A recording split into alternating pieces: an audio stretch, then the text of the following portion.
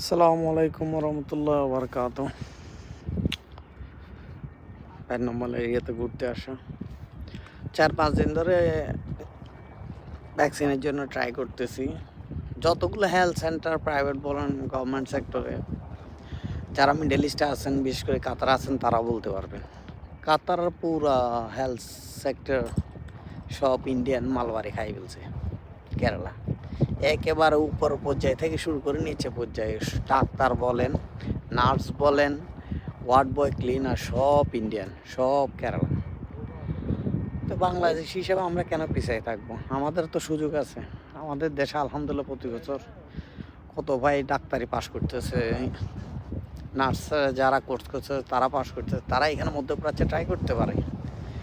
ভালো স্যালারি আলহামদুলিল্লাহ, ভালো ফ্যাসিলিটি এখানে আছে, তাও কেন ট্রাই করবে না? বাংলাদেশি ভাইরা এখানে আসলে আমাদের উপকার, যারা আমরা প্রবাসী আছি। আশা করি এটা নিয়ে বাংলাদেশি ভাইরা মধ্যপ্রাচ্যে হেলথ সেক্টরের জন্য ট্রাই করবে। আসসালামু আলাইকুম।